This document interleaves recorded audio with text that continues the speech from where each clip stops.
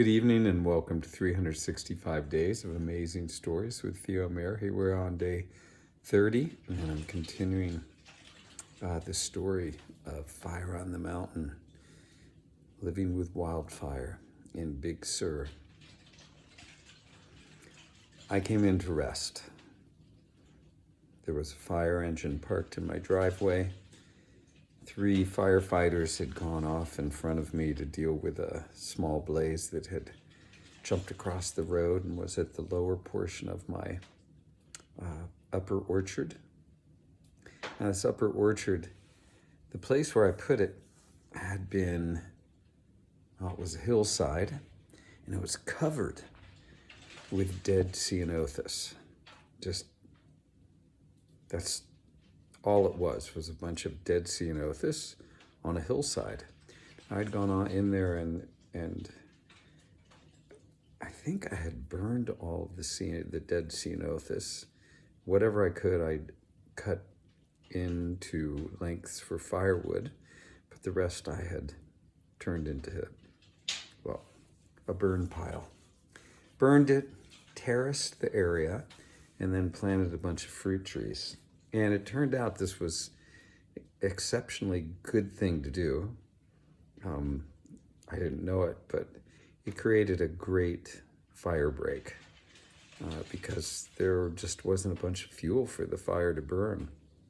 There was dry grass, but at some point before the fire, so Brownie's fire had weed whacked all of it down, so there wasn't even very much grass. It would have burned across that area for sure if the fire hadn't been put out, but it wouldn't have been a big blaze probably. But had it continued, it would have gotten to my neighbor's house, Pat Palestrini, and a shed he had outside, and it would have burned his house and then, gone up the hill, and who knows what else it would have done. So it was good it didn't progress past that point. I went to sleep in my house for a little while, but it wasn't easy to rest. So I didn't get any deep rest, that is for certain. There was just so much activity going on around me, and by now it was probably about 2 or 3 in the afternoon. After a certain amount of time, I just was feeling, like I couldn't actually fall asleep, and I had a lot of energy, which often happens for me if I stay up throughout an entire night and then up through the next day. It can be hard for me to fall asleep. But then on top of it, here I had been dealing with this fire. And then on top of that, I was sick. Anyway, I had this notion that maybe I should go into town and get some groceries, because who knows, maybe I wouldn't be able to get into town for quite a while. So I got in my truck and I went down the hill, Palo Colorado Road, past the fire station, to the intersection of Palo Colorado Road and Highway 1.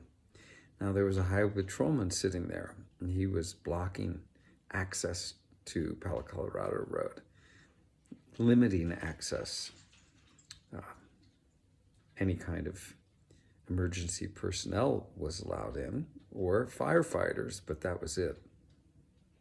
So I stopped and checked in with the highway patrolman and told him that, I'd like to go in and get some groceries and that I would, return shortly. And, just to make sure he would let me back in. And I did let him know I was, firefighter for Midcoast.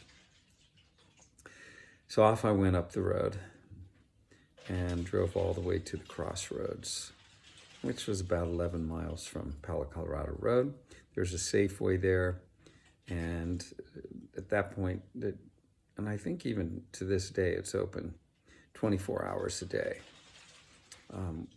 So I go in, grab a cart, I start going through the aisles to get things. And in just a few minutes of being there, I felt so exhausted and disoriented. I got some things, went up to the checkout line, bought them, went out to my truck, loaded them into the truck, and off I drove. I got onto Highway 1 and I started driving down Highway 1. Now, I've driven down this road. At this point, I had lived for 10 years, a little over 10 years on my property. And for 12 of those years, I had commuted back and forth every day during the school year. So I knew Highway 1 quite well. I'm driving down the road and I'm not recognizing anything. I was as if my mind was in some altered state, which, yes, it was in an altered state. I couldn't recognize landmarks. And I just thought to myself, well, hopefully by the time I get to Palo Colorado Road, I'll recognize that I'm there and hopefully turn up the road. And indeed, this is what I did. I stopped and checked in with the highway patrolman, and he looked at me like in the weirdest way, like I must have been drunk. I think he must have thought I'd gone into a bar or something and had a few drinks. Because I was really out of it. Anyway, he did let me in. I went, got to my house, and I finally got to sleep.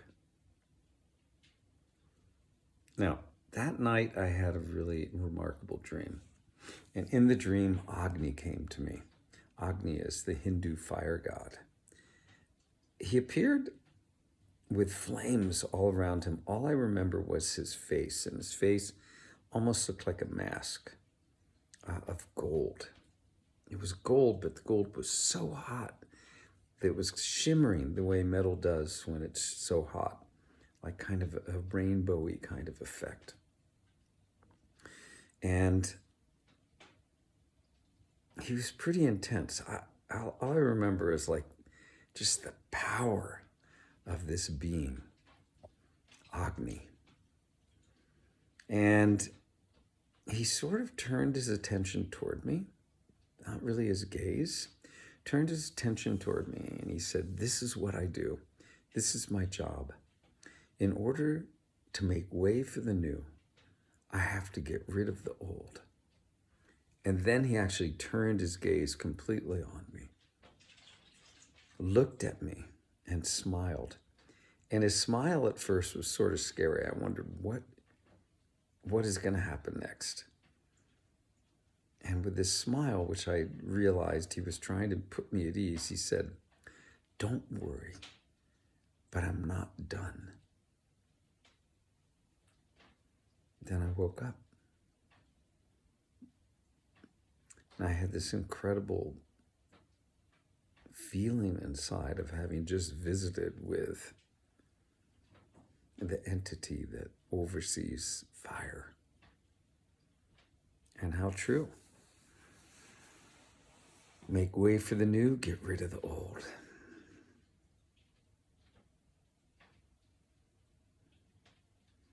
So anyway, that's what I awakened with, and I didn't need to worry, but Agni was not done.